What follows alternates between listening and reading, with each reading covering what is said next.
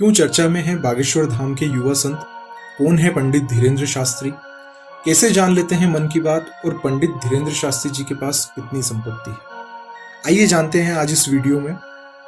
हमारे देश में बहुत से सिद्ध धाम जहां देशवासी पूरी श्रद्धा के साथ दर्शनों के लिए जाते हैं। इन धामों में जाकर सभी श्रद्धालु अपने कष्टों से मुक्ति प्राप्त करते हैं। ऐसे ही धामों में से एक है दिव्य दरबार बागेश्वर धाम सरकार, जिससे लाखों लोगों की श्रद्धा जुड़ी है। पंडित धीरेन्द्र शास्त्री आजकल अपनी रामकथा और दिव्य दरबार को लेकर बहुत चर्चित हो रहे हैं। कुछ एक विवादित बयानों को लेकर भी उनकी चर्चा हो रही है। कहते हैं कि वे उनके दादाजी की तरह छतरपुर के एक गांव गड़ा में बालाजी हनुमान मंदिर के पास दिव्य दरबार लगाने लगे। उनके लोग इस दरबार के वीडियो को सोशल मीडिया पर पोस्ट करते थे। धीरे धीरे वे सोशल मीडिया के माध्यम से लोकप्रिय हो गए। बताया जा रहा है कि उनके दरबार में पहले सैकड़ों लोग अपनी समस्या लेकर आते थे। उन सैकड़ों लोगों में से पंडित धीरेन्द्र शास्त्री जी किसी का भी नाम लेकर उन्हें बुलाते थे और वह व्यक्ति जब तक उनके पास पहुंचता तब तक शास्त्री जी एक पर्चे पर उस व्यक्ति के नाम, पते सहित उसकी समस्या लिख लेते और उसी में उसका समाधान भी लिख लेते। लोग आश्चर्य करने लगे कि यह व्यक्ति किस तरह दूर दूर से आए अनजान लोगों को उनके नाम से बुला लेते हैं और कहते हैं कि आओ, तुम्हारी अर्जी लग गई है। धीरेन्द्र शास्त्री यही नहीं, लोगों को यह भी बता देते हैं कि उनकी समस्या क्या है, कितनी है और कब से है, उनके पिता का नाम क्या है और बेटे का नाम क्या है। कई मीडिया चैनल वालों ने इस बात की पड़ताल की, लेकिन वह यह रहस्य नहीं जान पाए कि आखिर यह व्यक्ति कैसे लोगों के मन की बात जान लेते हैं। छोटे से गांव गड़ा में जब सैकड़ों से हजारों और हजारों से लाखों लोग आने लगे तो धीरेन्द्र शास्त्री जी ने दूसरे शहरों में जाकर दिव्य दरबार लगाना प्रारंभ कर दिया। इस पर उनका कहना है कि लाखों लोगों का पर्चा बनाना संभव नहीं, इसलिए अब हम खुद ही लोगों के पास जाकर उनके शहर में दरबार लगा लेते हैं ताकि लोगों को सुविधा हो।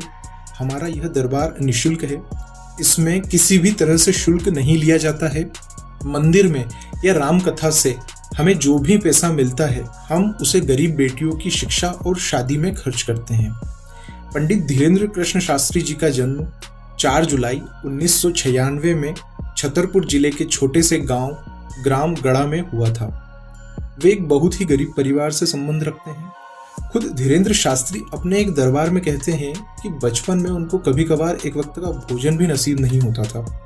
हमारे पिताजी गरीब थे, वे दान दक्षिणा लेकर ही हमारा भरण पोषण करते थे। एक दिन हमने उनसे कहा कि हम भी पढ़ना लिखना चाहते हैं, वृंदावन में जाकर कर्मकांड पढ़ना चाहते हैं।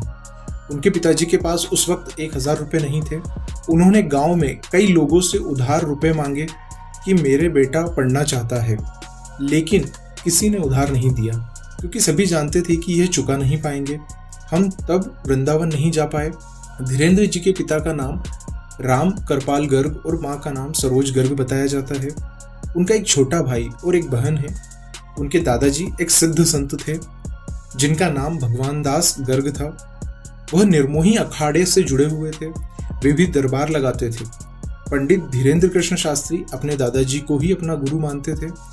उन्होंने ही उन्हें रामायण और भागवत गीता का अध्ययन करना सिखाया था। पंडित धीरेन्द्र कृष्ण शास्त्री ने बड़ी मुश्किल हालातों में 8वीं तक पढ़ाई अपने गांव में की। इसके बाद की पढ़ाई के लिए वे 5 किलोमीटर पैदल चलकर गंज में जाते थे। वहां से उन्होंने 12वीं तक की पढ़ाई की और फिर बाद में बीए प्राइवेट किया। लेकिन बाद में हनुमान जी और उनके स्वर्गीय दादाजी की ऐसी कृपा हुई कि उन्हें दिव्य अनुभूति का एहसास होने लगा और वे भी लोगों के दुखों को दूर करने के लिए दादाजी की तरह दिव्य दरबार लगाने लगे। हालांकि 9 वर्ष की उम्र में ही वे हनुमान जी बालाजी सरकार की भक्ति, सेवा, साधना और पूजा करने लगे थे। कहते हैं कि इसी साधना का उन पर ऐसा असर हुआ कि बालाजी की कृपा से उन्हें सिद्धियां प्राप्त हुई। आज ये हाल है कि बागेश्वर धाम में उनसे मिलने के लिए हर रोज हजारों लोगों का तांता लगा रहता है और हफ्ते के 2 दिन मंगलवार और शनिवार को तो यहाँ पर लोगों की संख्या डबल हो जाती है। और यही वजह है कि छतरपुर के आसपास की जमीनों की कीमत भी आसमान छू रही है। यहाँ पर जमीनों की कीमत 80 लाख प्रति एकड़ पहुंच चुकी है, जो कि छोटी मोटी बात नहीं है। लेकिन हैरान करने वाली बात यह है कि धीरेंद्र शास्त्री के ऊपर बहुत सारी प्राइवेट और सरकारी जमीनों के कब्जे के आरोप लगे हैं, क्योंकि अब छतरपुर में लोगों का आना जाना बहुत ही ज़्यादा बढ़ गया है। हज़ारों की संख्या में हर रोज लोग यहाँ पर आते हैं। ऐसे में यहाँ पर लगने वाली दुकानों का किराया लाखों में पहुँच गया है। और अगर हम धीरेंद्र शास्त्री की कुल संपत्ति की बात करें तो सूत्रों के मुताबिक इनके पास करीब 20 करोड़ से भी ज़्यादा की संपत्ति मौजूद है। वैसे इनके इनकम का मेन सोर्स कथा वाचन करना है, जहां ये अपने बागेश्वर धाम को लगाकर रामायण और महाभारत की कथा के बारे में लोगों को बताते हैं। वैसे बागेश्वर धाम सरकार चमत्कार करने में भी बहुत आगे है, तभी तो लोग इनके पास अपनी एक से बढ़कर एक समस्या लेकर आते हैं और ये उनके कहने से पहले उनके मन की बात को जानकर उसे कागज पर लिख देते हैं। और आजकल तो ये भूत प्रेतों को भी भगाते नजर आ रहे हैं। यही वजह है कि बागेश्वर धाम सरकार को देश के अलग अलग हिस्सों में, यहाँ तक कि विदेशों में भी कथा सुनाने के लिए बुलाया जाता है। इतनी ज़्यादा पॉपुलैरिटी की वजह से बाबा धीरेंद्र शास्त्री के पास कड़ी सिक्योरिटी भी है। और अगर हम इनके कार कलेक्शन की बात करें तो धीरेंद्र शास्त्री के पास टोयोटा की बेहद शानदार एसयूवी टोयोटा फॉर्च्यूनर मौजूद है और बाबा इसी से चलना पसंद करते हैं। हालांकि इसके अलावा भी इनके काफिले में कई सारी गाड़ियां मौजूद हैं, जिसमें टोयोटा की इनोवा और टाटा सफारी जैसी कारें भी शामिल हैं। और इनकी सिक्योरिटी के लिए पुलिस की गाड़ियां भी लगी रहती है। दोस्तों, बाबा धीरेंद्र शास्त्री के घर के बारे में बात की जाए तो उनका घर बहुत ही छोटा और कच्चा बना हुआ था, लेकिन अब इन्होंने अपने घर को पक्का बनवा लिया है। लेकिन ये अभी भी बहुत बड़े घर में नहीं रहते हैं। इनका घर महलों जैसा बिल्कुल भी नहीं है, बल्कि इनका घर एक नॉर्मल घर की तरह है, जिसे बस इन्होंने पक्का बनवा लिया ताकि अपने परिवार के साथ वहाँ रह सके।